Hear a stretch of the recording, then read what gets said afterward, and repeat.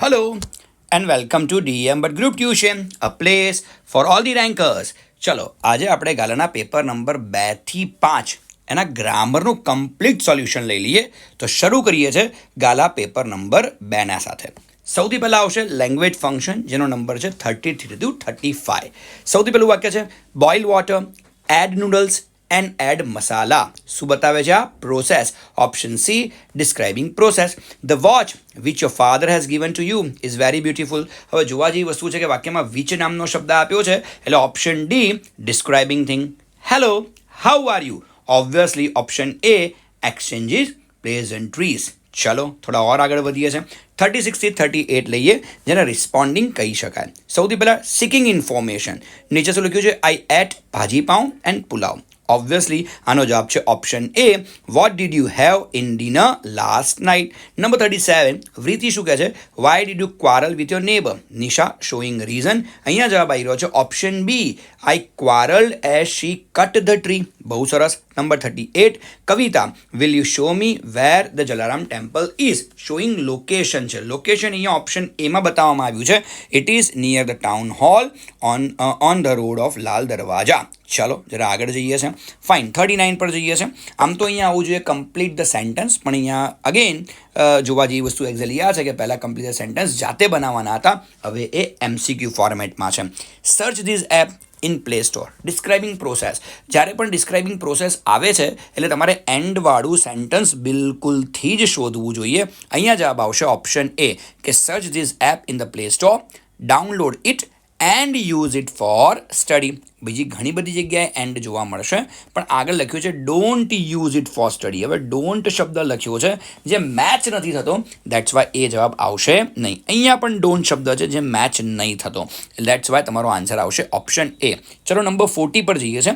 My uncle could not attend the function, showing reason. જ્યારે પણ reason આવે છે ત્યારે ઓલવેઝ રિમેમ્બર કે વાક્યમાં બીકોઝ અથવા એઝનું મહત્ત્વ છે. હવે તમારા અંકલ આ ફંક્શન અટેન્ડ નથી કરી શક્યા, એટલા માટે જવાબ છે option C, because he was ill. તમને ઓપ્શન ડી પણ નજીકનું લાગશે, પણ ગલત છે, કારણ કે અહીંયા નોટ આપેલું છે. જો એ બીમાર ન હોય તો તેમણે ફંક્શન અટેન્ડ કર્યું હોય ને મારા ભાઈ. ચલો 41 તરફ આગળ વધીએ છીએ. Next week the PM will visit. અહીંયા બતાવવામાં આવ્યું છે ઓલ્ટરનેટિવ. ઓલ્ટરનેટિવ એટલે કાં તો આઈધર ઓર, કાં તો નાઈધર નોર. આ બેમાંથી એક જવાબ આવશે. અહીંયા આવશે ઓપ્શન ડી, આઈધર અહેમદાબાદ ઓર વડોદરા. બધી જ જગ્યાએ, બાકી કોઈને કોઈ જગ્યાએ કંઈક ને કંઈક પ્રોબ્લેમ છે, એટલા માટે option D, either Ahmedabad or Vadodara is the answer. ચલો શરૂ કરીએ છીએ તમારા વોકેબની સાથે. ગાલાએ અહીંયા નવો જ પ્રયોગ કર્યો છે. ટેક્સ્ચ્યુઅલ વોકેબ પૂછવાની જગ્યાએ માત્ર ને માત્ર અલગ પ્રકારના પેરેગ્રાફ થોડા અહીંયા આપ્યા છે, તો તમે થોડું ધ્યાનથી બહુ કેરફુલી આ વસ્તુને કરજો. ચલો, parents and teachers must satisfy the curiosity, આતુરતા, curiosity of the children at every stage of their learning process. Okay, they must provide with them with all opportunities. બહુ સરસ. આગળ જરા જુઓ 43, સિમિલર વર્ડ્સ, હેબિટાટ. હેબિટાટનું થઈ જાય છે હોમ. અચ્છા, મેં સિમિલર વર્ડનો એક સરસ મજાનો વિડીયો સેપરેટલી બનાવીને રેન્કર્સ ચેનલમાં રાખ્યો છે. જો તમે રેન્કર્સ ચેનલમાં સિમિલર વિડીયો સર્ચ કરશો તો તમને 12th અને 10thના મોસ્ટ IMP સિમિલર વર્ડ્સ મળી જશે. ચલો નંબર 44 પર જઈએ છે. ઓથેન્ટિક. ઓથેન્ટિક એટલે જે સાચેમાં હોય તે. રિયલ, તો answer will be real. Summit. Summit એટલે શિખર. શિખરને ઇંગ્લિશમાં શું કહેવાય છે ભાઈ? પીક. તો ઓપ્શન પીક જવાબ તમારો બની જશે. ચાલો સિમિલર વર્ડ પછી આગળ વધીએ છીએ. That is indirect speech. તમારા માટે ખરેખર બહુ જોરદાર ન્યૂઝ છે કે હવે ઇનડાયરેક્ટ સ્પીચનો તમારે પેરેગ્રાફ નથી બનાવવાનો. ઇનડાયરેક્ટ સ્પીચમાં તમને શું પૂછાશે? તો ઇનડાયરેક્ટ સ્પીચમાં હવે તમને બ્લેન્ક્સ પૂછાશે. ચલો શરૂ કરીએ છીએ. મિતાલી આસ્ક્ડ અભિષેક. હવે અહીંયા એક પણ જગ્યાએ WHKHW નથી આપ્યા. હવે જો વાક્યના પ્રશ્નાર્થ વાક્ય હોય અને વાક્યમાં એક પણ જગ્યાએ WHKHW ન આપ્યા હોય તો 100% કંજક્શન એટલે કે સંયોજક તરીકે તમારે શું લેવું જોઈએ? ઇફ લેવું જોઈએ. તો પહેલી ખાલી જગ્યાનો જવાબ છે ઇફ, કે if he had seen the movie Gujjubhai, Abhishek replied positively. અને હવે જરા ધ્યાનથી જુઓ, I like it too much. I like it too much. આ વાક્ય ભાઈ આપણું કેવું બને છે? વિધાન. અને જો બીજા નંબરનું વાક્ય વિધાન હોય અને એને આપણે આગળના વાક્ય સાથે જોડવા માંગતા હોઈએ તો આપણે જવાબમાં શું લેવું પડશે ભાઈ? and added that. તો here our answer will be and added that. ચલો થોડા ઓર આગળ જઈએ છીએ. મિતાલી વાળું જે વાક્ય છે એમાં મિતાલી બીજા નંબરના વાક્યમાં આપણને બ્લેન્ક આપી છે અને મિતાલી અહીંયા ફરીથી વાક્ય પ્રશ્નાર્થ બનાવે છે. હવે જો કોઈ પણ પેરેગ્રાફમાં એકનો એક કરતાં ફરીથી વાક્ય પ્રશ્નાર્થ બનાવતો હોય તો માત્ર આસ્ક્ડ લેવાય. આપણે શું લેવું જોઈએ ભાઈ? એન્ડ આસ્ક્ડ અથવા અગેન આસ્ક્ડ લઈ શકાય. અહીંયા આપણને આપ્યું છે એન્ડ આસ્ક, તો આપણે લઈ લઈશું માત્ર એન્ડ આસ્ક્ડ. ઓકે, ચલો એ જ પ્રકારે જોવા જઈએ તો what we can say. Okay, હવે અભિષેક કહે છે શ્યોર આઈ લવ. હવે ધ્યાનથી જુઓ, બ્લેન્ક્સ અહીંયા લવમાં આપી છે. કયો શબ્દ છે ઉપર? લવ. લવ એ શું છે? ક્રિયાપદનું મૂળરૂપ, અર્થાત V1 છે અને V1 હંમેશા શેમાં શિફ્ટ થાય છે? V2માં શિફ્ટ થાય છે. એટલે કે ક્રિયાપદનું મૂળરૂપ શેમાં જાય છે? ક્રિયાપદના ભૂતકાળના રૂપમાં જાય છે. એટલા માટે અહીંયા જવાબ આપણો શું બનશે ભાઈ? લવ્ડ બની જશે. તો આ બનશે આપણા સેક્શન ડી, એટલે કે ઇનડાયરેક્ટ સ્પીચના આન્સર્સ. હવે બહુ જ મજાની વાત એક્ઝેક્ટલી આ છે કે કંજક્શન તરફ થોડાક આગળ વધીએ છે. 47 પર જઈએ છે. Please tell the truth, the principal will પનિશ you. હવે ઓબ્વિયસલી અહીંયા શું કહે છે કે સાચું બોલો, નહીંતર પ્રિન્સિપાલ તમને સજા કરશે. ઓબ્વિયસલી નહીંતર છે એટલે મારે જવાબમાં શું લેવું પડશે? અધરવાઇઝ. વાક્યની મધ્યમાં અધરવાઇઝ મૂકવાથી પ્રોબ્લેમ વિલ બી સોલ્વ. ચલો 48 પર જઈએ છે. ધેર વોઝ અ ટ્રાફિક જેમ, વી રીચડ હોમ લેટ. હવે ઓબ્વિયસલી ટ્રાફિક જામ હતો એટલા માટે આપણે ઘરે મોડા પહોંચ્યા. જવાબમાં શું આવશે મારા ભાઈ? સો ધેર વોઝ અ ટ્રાફિક જેમ, સો વી રીચડ હોમ લેટ. ચલો 49 તરફ આગળ વધીએ છે. Father is angry, Jatin came home late. હવે સિમ્પલ લોજિક ઇઝ ધીસ કે father is angry because Jatin came home late. હવે આ વાક્યમાં જો માત્ર શું આપ્યું હોત ને તો આપણે આરામથી સોથી વાક્ય જોડી શકત, પણ અહીંયા વાક્યમાં બીકોઝ આપ્યું છે અને બીકોઝ તો હંમેશા કારણ દર્શક વાક્યની આગળ આવે અને બીકોઝ હંમેશા વાક્યની મધ્યમાં જ આવે. અને અહીંયા કારણ દર્શક વાક્ય શું છે ભાઈ? Jatin came home late. તો ઓબ્વિયસલી ભાઈ એવું કહી શકાય કે વાક્યની મધ્યમાં બીકોઝ મૂકી દો, પ્રોબ્લેમ વુડ બી સોલ્વ. જો આ જ વાક્યમાં બીકોઝ અહીં કંઈ માત્ર શું આપ્યું હોત ને તો આપણે સેન્ટેન્સને શું કરવું પડત ભાઈ? ઉલટ સુલટ કરવું પડત. એટલે કે પહેલા નંબરનું વાક્ય બીજા ક્રમે લાવત અને બીજા નંબરનું વાક્ય પહેલા ક્રમે લાવત. ચલો આગળ જરા જઈએ છે. એડિટિંગ એટલે કે ફાઇન્ડ આઉટ ધી એરર્સ, અંડરલાઇનની જગ્યાએ હવે કાઉન્ટ્સવાળી ખાલી જગ્યા તમને પૂછવામાં આવશે. ચલો શરૂઆત કરીએ છીએ. The tiger is the national animal. રાષ્ટ્રીય પ્રાણી છે તો national. Okay fine. It likes to hunt alone. Usually, બહુ ફર્સ્ટ ક્લાસ છે. Usually it hunts at night and can even see well in the dark. જવાબમાં શું બનશે ભાઈ? In the dark. પ્રમાણમાં બહુ જ સહેલી બ્લેન્ક્સ અહીંયા તમને પૂછવામાં આવી છે. ઓકે, તો અહીંયા જવાબ બનશે નેશનલ, યુઝવલી અને ઇન. ચલો શરૂઆત શેનાથી કરીએ છીએ? શરૂઆત કરીએ છીએ ડુ એઝ ડિરેક્ટેડથી. ઓકે 51 અને 52 છે. ચલો શરૂઆત શેનાથી કરીશું ભાઈ? 51 થી શરૂ કરીએ છીએ. When the principal visited the physics laboratory, a group of students was still conducting the experiment. Some students were observing the experiments. બહુ ખતરનાક વસ્તુ એણે અહીંયા પૂછી છે.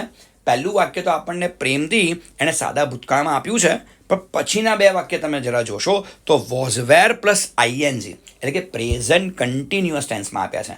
અને જો વોઝ વેર પ્લસ આઈએનજી હોય તો આવા વાક્યોને જ્યારે પણ તમે પેસિવમાં ફેરવો છો ત્યારે વાક્યમાં એક શબ્દ વધારાનો અને એ શબ્દ છે બીઇંગ તમારે વાક્યમાં એડ કરવું પડે. ચલો શરૂઆત કરીએ છીએ 51થી. થોડુંક વધારે ધ્યાન આપજો. વેનમાં કોઈ ફરક નહીં. વેન પછી આવશે ધ ફિઝિક્સ લેબોરેટરી. હવે ધ ફિઝિક્સ લેબોરેટરી કર્મ છે, લઈ આવ્યા ક્યાં? વાક્યની શરૂઆતમાં. હંમેશા એક વસ્તુ યાદ રાખજો કે જ્યારે પણ કોઈ પણ વાક્ય હકાર હોય ને તો જેવું વાક્ય હાથમાં આવે છે સૌથી પહેલાં તમારે વાક્યમાંથી શું શોધવાનું છે? કર્મ. અને એને ઉઠાવીને ક્યાં લાવવાનું છે? વાક્યની શરૂઆતમાં. તો સ્વાભાવિક છે કે સૌથી પહેલાં વાક્યની શરૂઆતમાં શું આવશે? Van the physics laboratory was visited. જવાબમાં શું લખ્યું છે ભાઈ? Was visited. કેમ? કારણ કે સવાલમાં મને શું આપ્યું છે? વિઝિટેડ. વિઝિટેડ શું છે? ક્રિયાપદનું ભૂતકાળનું રૂપ છે અને જો ક્રિયાપદનું ભૂતકાળનું રૂપ હોય તો પેસિવમાં ફેરવવા માટે શું ઉપયોગમાં લેવાશે? Was were plus past participle. તો અહીંયા આવશે was visited by the principal. Comma. અહીંયા કોમા છે તો આપણે બી અહીંયા શું કરી દઈશું? કોમા. હવે બીજું વાક્ય ધ્યાનથી જુઓ. Past continuous tense was were plus આઈએનજીમાં તમને આ વાક્ય આપ્યું છે. વાક્ય શું આપ્યું છે?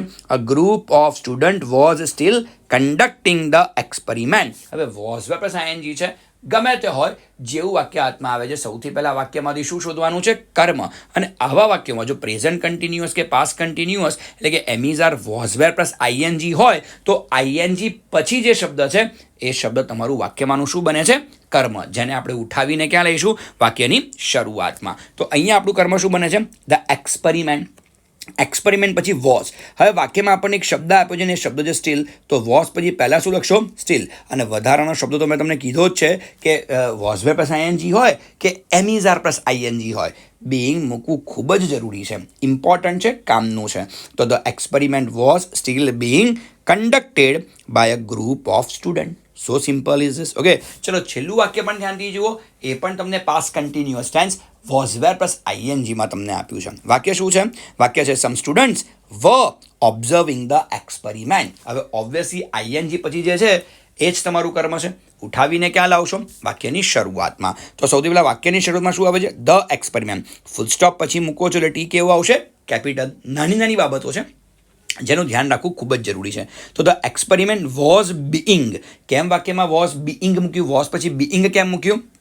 એમીઝ આર કે વોઝ વેર પ્લસ આઈએનજી હોય તો વધારાનો શબ્દ કયો આવે છે? બીઇંગ આવે છે. તો લઈ લો બીઇંગ. અને જેને આઈએનજી લગાડ્યું છે એનું પાસ્ટ પાર્ટિસિપલ શું થશે? ઓબ્ઝર્વડ. પાસ્ટ પાર્ટિસિપલ આવે એટલે બાય, અને બાય પછી કર્તાનું કર્મનું રૂપ કે બાય સમ સ્ટુડન્ટ્સ. તો આખો જવાબ શું બની જાય છે આપણો? કે when the physics laboratory was visited by the principal, the experiment was still being conducted by a group of students. The experiment was being observed by some students. Okay, બહુ સરસ પેરેગ્રાફ હતો વોઇસનો. ચલો એકા સ્ટેપ આગળ જઈએ, 52 પર જઈએ છીએ. Okay, Bansari wants to become a poetess. અને નીચે શું લખ્યું છે ભાઈ? Manav wants to. ટૂંકમાં બંસરીની જગ્યાએ તમારે શું મૂકવાનું છે?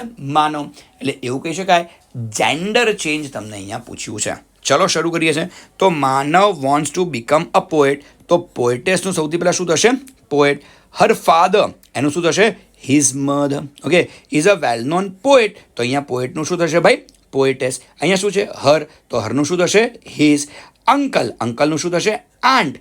And her. ફરીવાર હરનું શું થશે? હિઝ. અને કયો શબ્દ આપ્યો છે? સર. સરનું શું કરશો ભાઈ? મેડમ. ઓકે, તો his aunt and his madam always support him. અહીંયા આપ્યું છે હર, હરનું તમારે કરવાનું છે અહીંયા હિમ.